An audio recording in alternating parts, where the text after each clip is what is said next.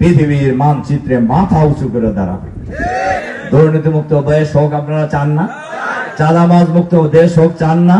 কারা কারা দুর্নীতিমুক্ত বাংলাদেশ চান? হাত তোলেন দেখি।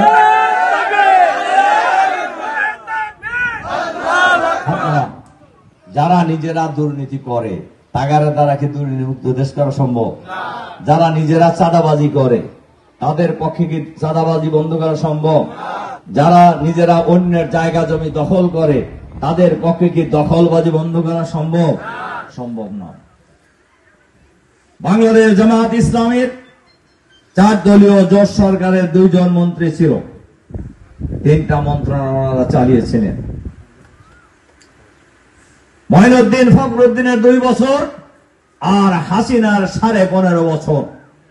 এই 17.5-18 বছরে দুর্নীতি দিয়ে খুঁজেও তাদের 1 টাকার দুর্নীতি বের করতে তারা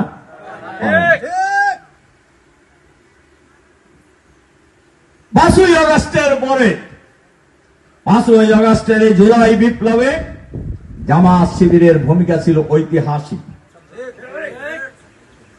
আপনারা জানেন সবাই যে আন্দোলনে কারা মূল ভূমিকা রাখছে। 5ই আগস্টের পর আমাদের লোকেরা চাইলে 2-5 টাকার চাঁদাবাজি করতে পারতো না? পারতো কিনা বলেন? কিন্তু গোটা বাংলাদেশে এই প্রমাণ কেউ দিতে পারবে?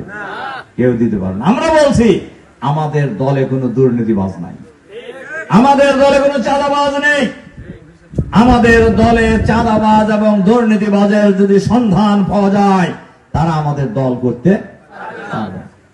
এই ঘোষণা বাংলাদেশে আমরা ছাড়া আর কেউ দেওয়ার সাহস রাখে? বলেন রাখে কিনা? সম্মানিত সুধী মণ্ডলী, ভাই এবং বন্ধুগণ, আমাদেরকে প্রশ্ন করে মানুষ যে ভাই জামাত যদি ক্ষমতায় যায় মহিলাদের কি হবে? আমরা বলি মহিলারা সবচেয়ে ভালো থাকবে। মহিলারা মায়ের জাতি, মায়ের জাতির মর্যাদা সবার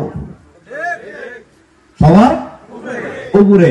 মেয়েদের জন্য স্কুল, কলেজ, বিশ্ববিদ্যালয়, মেডিকেল কলেজ থাকবে, সচিবালয় থাকবে, পুলিশ অফিসার হবে, আর্মি অফিসার হবে, সচিব হবে।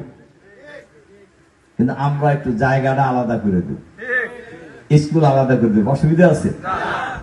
স্কুল যদি আলাদা হয় তাহলে একজনের মেয়ে আর একজন ছেলে বাগাই নিয়ে বিয়ে করতে পারবে। কি কথা ঠিক বলছি কিনা? সম্মানিত ভাই এবং বন্ধুগণ, আমাদেরকে প্রশ্ন করা হয় যে জামাত যদি ক্ষমতায় যায় তাহলে অমুসলিমদের কি হবে? আমরা বলি অমুসলিমরা সবচাইতে নিরাপদ থাকবে, কারণ ইসলাম বলছে লা ইকরাহা ফিদ্দীন, দ্বীনের ব্যাপারে কোনো বাড়াবাড়ি নাই। রাসূল সাল্লাল্লাহু আলাইহি সাল্লাম বলছেন কোন মুসলমান যদি অমুসলমানের উপর, কোন মুসলমান যদি অমুসলমানের কোনো হক নষ্ট করে, অধিকার হরণ করে, আমি আল্লাহর রাসূল কিয়ামতের দিন অমুসলিমের পক্ষে সাক্ষী হয়ে দাঁড়াবো। ইসলাম যদি প্রতিষ্ঠিত হয়, একজন মুসলমান নাগরিক যে অধিকার পাবে নাগরিক, একজন অমুসলিম নাগরিক, অমুসলিমও সেই নাগরিক অধিকার পাবে।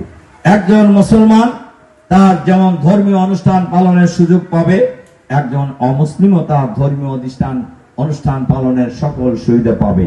এটা ইসলামী রাষ্ট্র অমুসলিমদের এই ধর্মীয় অনুষ্ঠান পালনের নিরাপত্তা নিশ্চিত করবে। এটা হলো অমুসলিমদের লাভ হলো না লস হলো? হ্যাঁ, এবারে 5ই আগস্টের পরে জামাত শিবিরের লোকেরা সারা বাংলাদেশে অমুসলিমদের মন্দির পাহারা দিয়েছে, ব্যবসা প্রতিষ্ঠান পাহারা দিয়েছে।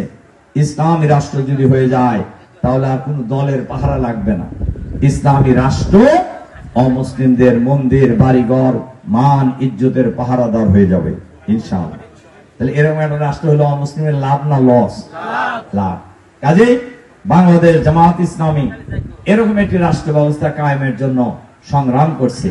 এই সংগ্রামে আমরা আপনারা